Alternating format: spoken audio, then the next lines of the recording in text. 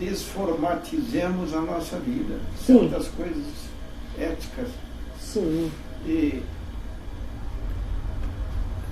essa história de estar tudo dentro de uma lei, assim, para escrever um livro, é uma coisa que eu acho... Tá, entendi. Eu não estou discutindo. Não, mas eu te entendi. Mas tem um ponto aí que eu acho que é bem importante, eu vou tentar explicar, ver se fica claro. Não sei se eu vou ser claro. Se a forma de escrever o documento ela é assim, que tu concorda e acostumou durante a vida a fazer, se ela tem forma de enciclopédia, se ela tem forma de dicionário, não é isso. E sim, como é que é o tamanho da minha cabeça quando eu escrevo. É isso que nós queremos destacar. Tá? A minha cabeça é aberta a novas ideias, ou, para mim, não existe isso e pronto, eu vou pôr isso no papel. Tá? É isso aí. Não sei se eu fiz claro, se vocês me auxiliem, para que fique mais claro para ele. É a minha forma de pensar, é o tamanho da minha forma de pensar. Seria o conteúdo que eu coloco. Até onde eu alcanço o meu conteúdo. Até onde eu alcanço. Tá? Até onde eu alcanço. Em tese, quanto mais fraternos nós fôssemos, nós deveríamos escrever de uma maneira tal que todos entendessem. Tá? Quando às vezes a gente coloca assim, ó, perceber, entender, compreender, analisar, é uma tentativa de ver se algum daqueles verbos ou expressões a pessoa consegue fazer o link. Tá? Então, consciência é um conceito difícil de entender. Aí a gente fala consciência, sujeito, pesquisadora, a psique, a personalidade, o ego, e lá vai, a gente vai dizendo N termos para ver se personalidade, eu sei o que é, a pessoa entendeu por aí. Tá? Então esse é o tamanho que a gente quer colocar da cabeça do escritor. Sem preocupar-se com trabalhos que são de metodologia mais definida, outros menos definida. Ficou claro o conceito que eu tentei passar? E estávamos, eu acho que no problemático, né? Que é o gerador de incapacidade. Não, o pessimismo. Pessimismo? É. Tá. Gerador de melim. O que é o melim? Tem um pouco a ver com o que estávamos conversando, eu acho, né, Vera? Melim, eu diria que basicamente é a pessoa estar fora da sua programação existencial. Como é que ela fica fora da programação existencial? Quando ela se comprometeu com algumas coisas, para mudar algum aspecto prioritário. Toda a ProEx tem um mega traço fardo para ser modificado, e ela está sem condições de trabalhar com isso. Ela está em melim, ela está fora da programação existencial, porque aquele traço, né, que ela poderia trabalhar não está sendo trabalhado naquele momento. Então ela programou isso, aceitou isso, decidiu, olha, eu vou trabalhar com tal aspecto. E aquilo ficou. Ela estaria fora. O que leva a uma melinha, uma melancolia. A pessoa começa a sentir mesmo, viu? Às vezes a medicina confunde com depressão. A pessoa tem todos os sintomas de uma depressão. Ela não está em depressão, ela está em melancolia intrafísica, porque não está seguindo o que ela mesma planejou. Ninguém obrigou. Foi planejado por ela mesma, né? Do problema. Tem a ver com a programação. Eu gostaria talvez de colocar para vocês também o que está na página 14, de autovigilância. A minha sugestão é vocês darem uma olhada nesses itens. Tem 26, eu acho, né? São 26 itens. 26 itens. Qual deles você acha mais importante para entender ou para desenvolver? São condutas prioritárias para qualificarmos os materpensantes. Vocês podem olhar, pô, essa eu já tenho, essa eu não tenho. Se encontrarem alguma dessas condutas que vocês queiram debater, trazem para nós agora, tá? Tem uma olhada, tem 26 condutas aí. Isso é, vamos supor que eu estou olhando a aceitação, autoaceitação e heteroaceitação. Eu já tenho isso? Eu não tenho. Aí nós iremos avaliar por quê. Mas tem o tenho e não tenho, tem as nuances no meio. Tá. Algumas coisas eu tenho, outras não. Perfeito. Sim, acho que ver se eu te entendi, Vera. Eu já estou disponível para aceitar opiniões diferentes da minha, eu já estou caminhando, eu estou no processo. Tem coisas que em mim eu rejeito completamente, eu ainda não fiz a autoaceitação. Então não posso nem sequer assistir o outro nesse sentido. Isso acontece mesmo. Ele é processual. Ele vai abrindo alguns aspectos e outros vão ficando mais para trás.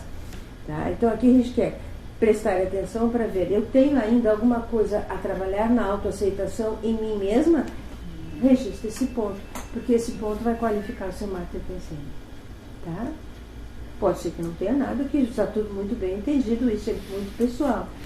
Por que isso? Porque eu não consigo assistir o outro na aceitação se eu rejeito em mim, né, coisas que eu ainda não quero. Vamos supor, a pessoa descobriu um traço fálico, mas ela dá pontapé naquele... Não, mas eu não quero, mas eu não tenho. Ela não vai caminhar. Tá? A 24, Sônia. 24. Sutileza. É um ponto bem importante aqui. Anti-elogio cosmoético e hétero-anti-elogio cosmoético. O evoluciólogo poderia chegar a ser outro, estou pegando teu pé, né, Verinha? A Verinha me conhece. O evoluciólogo, que é um orientador evolutivo, podia chegar para ela e dizer assim, mas você pode falar sobre isso, você entende muito de monarquia. É um anti-elogio cosmoético. Sem dúvida, ela poderá assistir, porque se já teve dentro da monarquia, conhece o comportamento, sabe como é que as pessoas trabalham e tudo mais. É um anti-elogio, mas é cosmoético. Porque de fato a pessoa tem a vivência naquela área. Entende? Ou chegar lá para o nosso político e dizer, dessa área de lobby você entende um monte. Porque a pessoa já fez muito. Entende? Então, chama-se anti-elogio porque é um aspecto a ser modificado. Mas, por outro lado, quando diz a pessoa tem moral, tem. Sem dúvida, conhece o assunto. Esse é o anti-elogio cosmético. Então, Marta, dentro da sua psicosfera, o que a senhora tem que pode ensinar ao outro e que estaria dentro do anti-elogio cosmético?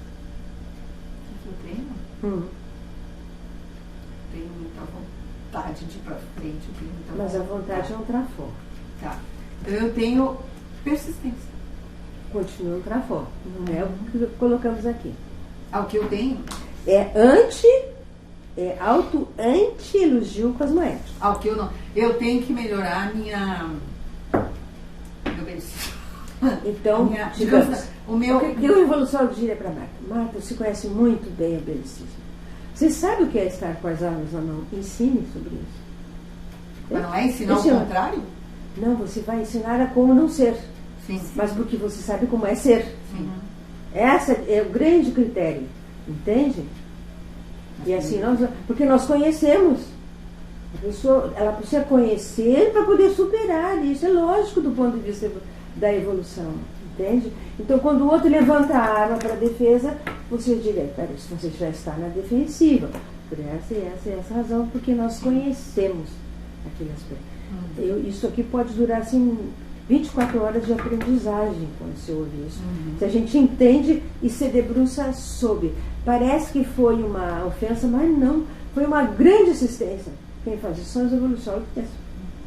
Mas às vezes, assim, vamos supor, a pessoa pode ter um trafor e na forma de passar para o outro se tornar um trafar, porque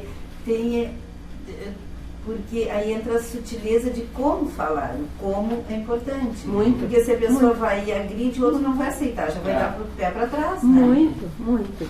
Então aí entra forte, transforma em trafar. Bem importante que você claro. Aí vão entrar 3 aspectos, dos quais tem um que eu praticamente não falo na escola, ainda muito pouco. Por quê? Ele realmente exige um nível de compreensão multidimensional maior, que é o ortoabsolutismo. Ortoabsolutismo. É aquilo ali, não tem outra hipótese. Que as pessoas vão confundir com falta de democracia, com autocracia, com qualquer coisa parecida com isso. Então, não deu ainda para entrar muito desse conteúdo. Né? Por quê? Pelo nível de compreensão que exigiria. Tá? Então, tem certos temas, aí é isso que eu queria colocar. Pode, às vezes, parecer a pessoa que foi uma autocracia e não foi. Tá? Conforme a pessoa está, as companhias. Por exemplo, eu sei, posso dizer isso, até onde estica a corda para você. Sim. Eu vou fazer sua corda esticar. Naturalmente. Porque é o único jeito de dormir tranquila. Porque sei que daqui até aqui a Vera suporta muito bem. Agora eu vou ficar aqui porque Não, vou tentar puxar pelo seu máximo. E aí o puxar é que Puxar, pode. Aí é tu, puxar aí é o pelo teu máximo. lado, né? Agora, Não, eu sei, o grau entendi. de suportabilidade da consciência é muito maior do que ela pensa que tem. Tem? Aí a gente vai. Faço isso com o Ricardo, faço isso com a turma toda até final de pesquisa. Eu vou, bom, agora, a não ser que né, pode acontecer, às vezes vão parar e dizem, tá de bom tom. Na hora eu tô parando. Geralmente não, eles dizem o contrário. Pode ir mais fundo, vai mais fundo, vai mais fundo. Pode sempre dizer, vai mais fundo, vai mais fundo. Aí eu vou indo, claro. Entende? Então, isso é a dosagem, é procurar ver até onde cada um, qual é o grau de suportabilidade daquele que te ouve. Mas aí precisa de uma outra sensibilidade para chegar no outro e ver que ele vai daqui a aqui. Sim. Porque, né? Não é todo Não mundo é que São, tem isso, são com duas certeza. coisas. É ver até onde o outro vai e ver se o outro está enganando ele mesmo. Sim. Esse que é o mais difícil. A gente vê que a pessoa está se sabotando. Ela pode, mas não quer mais. Aí que entra de novo a compaixão. Tem aquela que quer ir mais e aí tu tem que puxar o freio de mão, porque senão ela vai Para ela não se autoagredir igual. É. Sem dúvida. Ficou claro, Denise, é um ponto assim, muito importante para entender. E, no caso, o epicentro não pode estar preocupado se foi ou não considerado autocrático, né? Ele tem que ver o padrão de energia e avaliar para verificar a realidade ou não daquela crítica. Às vezes não procede. Se proceder, vamos olhar e vamos procurar mudar, né? Tá? Bem, que mais aí? Então, que outro ponto aí vocês acham desses 26? Que poderia ser avaliado, que chama a atenção de vocês? Essa é a percepção 19. 19. Percepção. Autoparapsiquismo e heteroparapsiquismo. Ok. Este é um aspecto crucial, ou essencial, para entender a multidimensionalidade, onde geralmente as pessoas se equivocam por falta de percepção. E é um aspecto que dificilmente, quer dizer, não tem nem como, não é dificilmente. Fazer pelo outro não tem maneira. Ou a pessoa prioriza as suas percepções e vai todos os dias trabalhando, para ir qualificando e tendo no mínimo uma sinalética definida, ou não tem maneira. E não vai ser compreendido. Porque faltou percepção multidimensional enquanto a pessoa está ouvindo aquela informação a seu respeito. Isso é treino. Oferecemos aqui 4 oportunidades, 4 padrões diferentes de oportunidade para desenvolver percepção. E a intelectualidade ajuda muito, mas nesse contexto multidimensional, só a intelectualidade, sem a percepção, ainda fica frágil. É treino. Basicamente é isso. Para ir melhorando esse aspecto. A preceptoria e a ectoplasmia são 2 trabalhos bem importantes que a escola faz, né, para poder auxiliar nesse sentido. Aqui no número Número 25. 25. Verbação. Verbação. Autoexemplo e heteroexemplo. E aí? Heteroexemplo é fácil de entender. Autoexemplo. Tá. Qual é a dificuldade de entender o autoexemplo? Vamos raciocinar nós todos. Como é que eu entendo qual é o meu autoexemplo? Hoje, estamos aqui debatendo um ponto crucial como automática pensante. Sim. Eu acho que todos nós podemos dizer que estamos dando autoexemplo quando nós viemos aqui para assistir um debate sobre automaterpensamento. Sem dúvida, isso é um exemplo. E vocês fazem exemplos o dia todo. E nós, todos nós. Não entendi. Acho que quem esteve conseguiu superar as pressões do intrafísico e chegar para o debate, deu exemplo, tá, aos que não conseguiram, da importância do tema. Então, Tá? mas é um exemplo que você está dando a outras pessoas, não a ti. Não, eu estou Tu manifestando. exemplifica. Autoexemplo é isso. Eu dou exemplo para o outro. Isso é auto. Não. Então, se tu segues o exemplo do outro, é um heteroexemplo. Agora, Sim. um auto Por exemplo, o exemplo- Ricardo antes nos falou de uma pessoa que é mais serena, mais equilibrada, e que ele está procurando espelhar-se, seguir o exemplo desta pessoa para modificar aspectos seus pessoais. É o heteroexemplo. Ok? Qual o autoexemplo que ele está dando? A vontade de querer modificar e mudar esse padrão. Esse é o autoexemplo que ele está dando. Tá? Auto é aquilo que sai de dentro de nós para o outro, que nós já fazemos. Está vendo? Alguma coisa que ele tenha lido. Sim, pode ter lido um livro que o autor falou alguma coisa e que exemplificou através do que escreveu e que você vai querer pôr em prática. Sim, foi um hétero exemplo aí, no caso. A não ser que o livro seja seu mesmo. Então foi um hétero exemplo. Sim.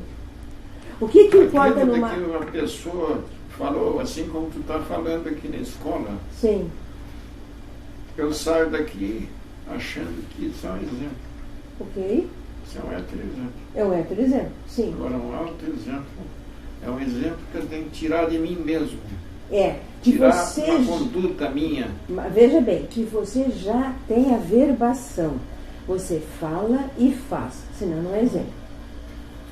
O exemplo exige isso. A pessoa fala, tem a teoria e ela faz aquilo que está dizendo.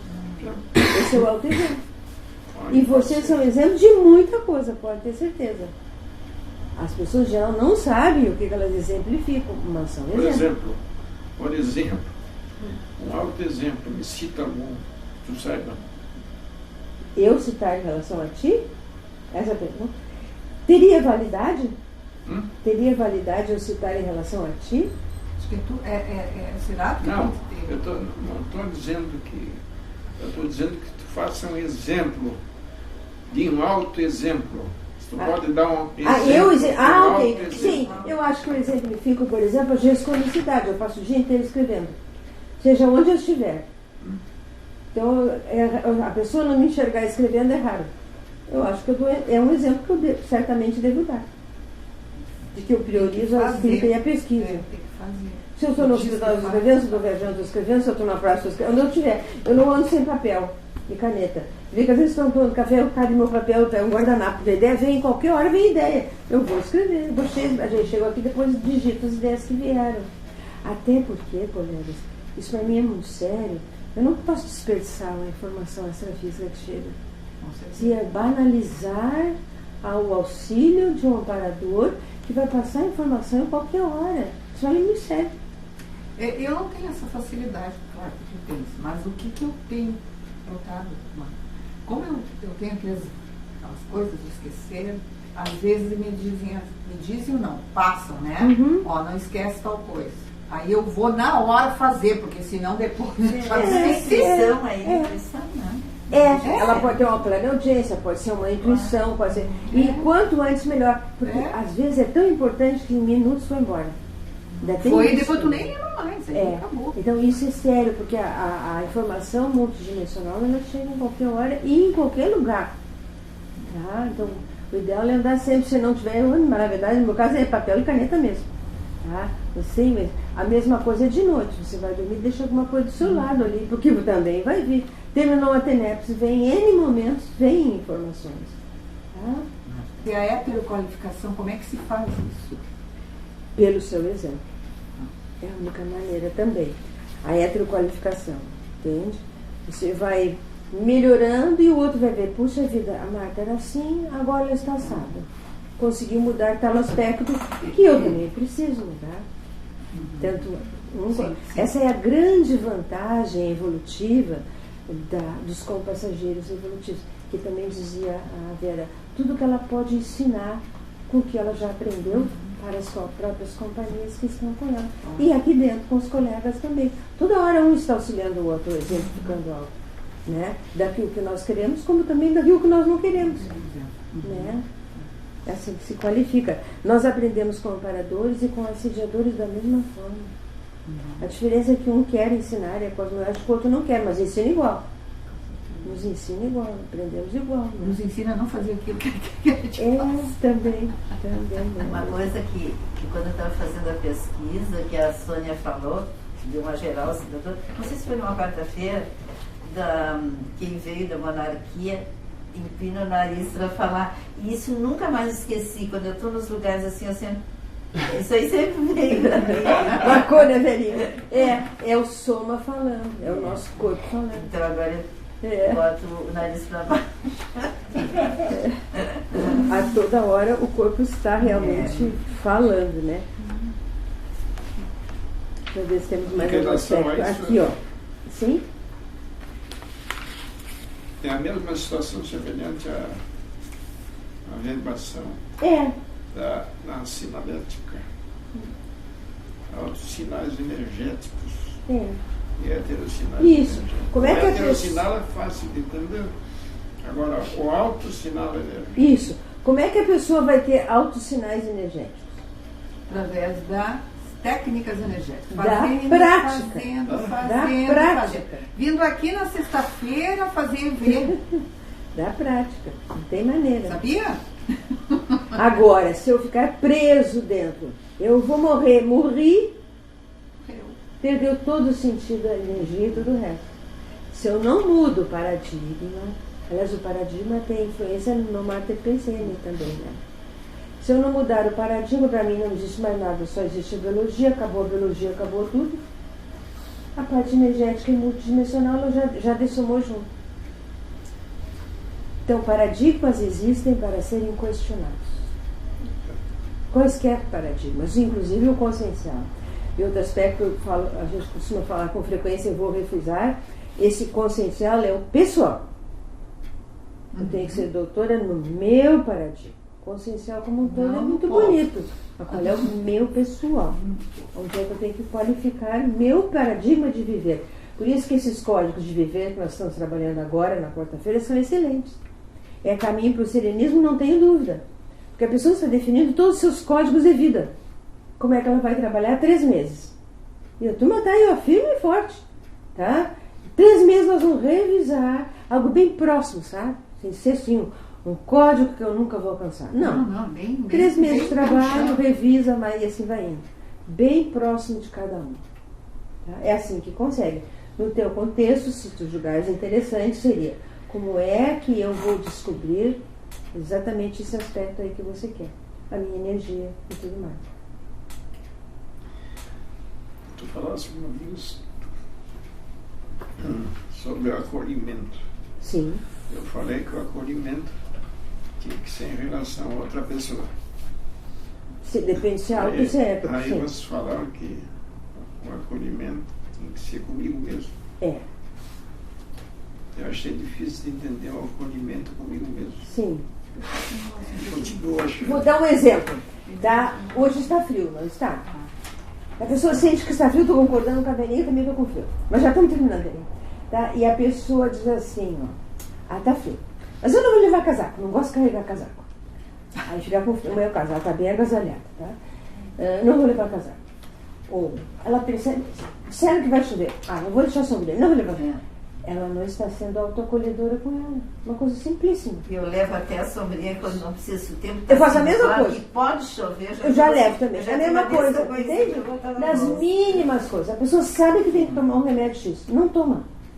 Ela não está sendo acolhedora. Mas aí foi esquecimento.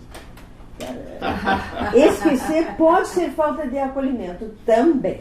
Independente, também pode ser problema de memória, outras coisas mais. Então, autoacolhimento a toda hora nós estamos dando evidências. Se tem ou não autoacolhimento comigo mesmo.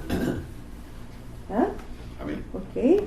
Bem, só para nós já estamos quase concluindo o nosso horário. Na página 16, vocês têm 50 exemplos de Mater Pensenes que são encontrados na sociedade em geral. Tá? Procurem dar uma lida com carinho aí nisso e vejam se algum deles tem a ver com vocês. Tá? Se eu tenho alguma característica, será tu dá uma olhada no 41, que talvez tenha alguma coisa a ver com você. Tá? Onde é que está isso? Página 16 e 17.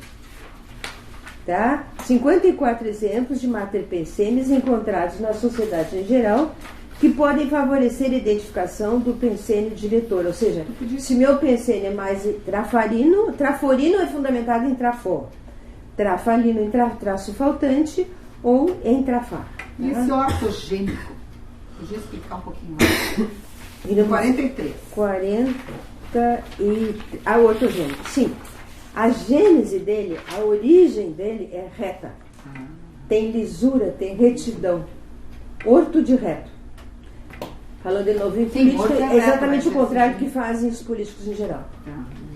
Ele já nasce reto, ele já nasce calcado, fundamentado numa cosmoética vivenciada pela consciência que consegue ter esse mater pensene ortogênico. Tá? Mas assim, Sônia, por exemplo, eu sempre o exemplo é dos políticos, que é o que está mais gritante.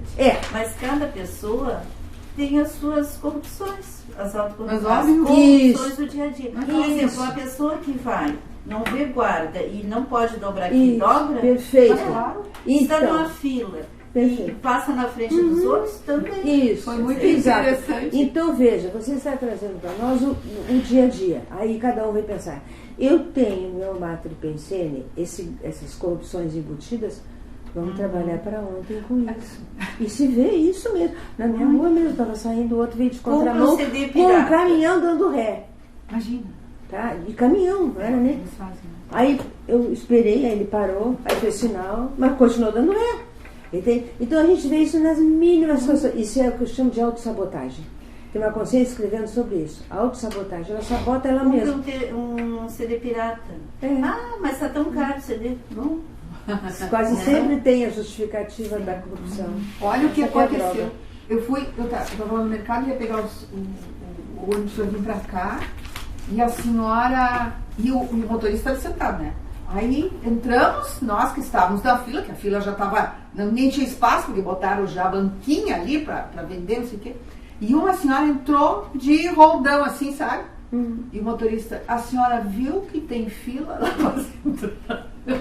Olha a autocorrupção ali, crassa na hora, vista pelo motorista.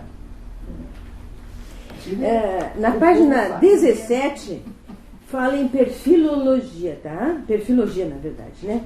E aí está escrito, você se identificou com algum padrão ou perfil do que tinha acima, vocês vão fazer essa análise, mas agora nós queremos destacar o que está na síntesiologia, tá? E a pergunta é, em que eu contribuo como componente da equipe intrafísica?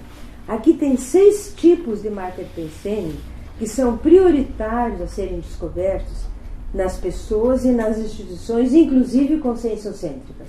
Tá? Empreender esforços para descobrir isso. O mater pensene da equipe intrafísica, qual é o que predomina? Da equipe extrafísica, qual o mater pensene que predomina? Qual é o código de cosmoética grupal? O que estamos fazendo agora na escola nesse momento? Todos estão definindo o seu código de cosmoética pessoal, que resultará no da equipe, né? E o da escola, que já está colocado no sentido do acolhimento e da própria reurbanização. Depois, a síntese do nosso holo pensene. E o mater pensene, última que está, né? Da escola nós já temos definido, e o pessoal. Basicamente a escola se volta para o acolhimento, para a orientação e para o encaminhamento. O mater pensene consciencial, que forma o código de cosmoética de cada um. Tá? Então, aperfeiçoar, definir e aperfeiçoar um código de cosmoética pessoal factível é fundamental para todos nós, que é o que no momento até estamos trabalhando. Aprendemos com todos, né? Inclusive com os próprios assediadores. Bem, colega, a gente chegou mais ou menos ao nosso final do debate. Vou ler a frase enfática para ir concluindo. O estudo detalhista, na página 18.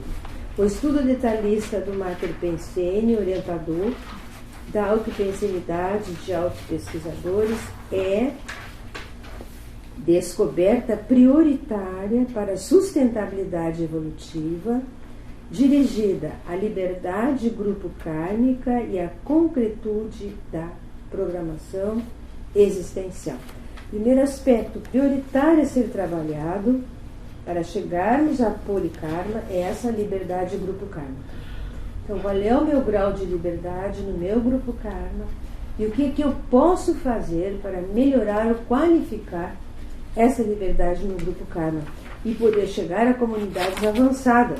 Existem comunidades extrafísicas, evolutivo e incluindo junto nuclear. Entra junto o familiar aí, né? As comunidades avançadas trabalham com policarma. Para chegar no policarma, todos nós temos que trabalhar com o grupo Karma primeiro, senão não tem maneira, né? Bem, me coloco à disposição, se quiserem perguntar alguma coisa. Estamos cumprindo aí nosso tempo.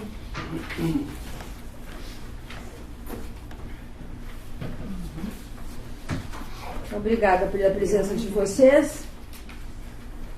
Até a próxima vez. São todos convidados para a quarta. Na quarta, então, estaremos trabalhando com essa técnica que citamos aqui, para agilizar mais ainda. Mas quem esteve presente, aproveite, dê uma lida, que vão poder auxiliar os colegas que não estiveram presentes também com esse conhecimento, para facilitar a descoberta.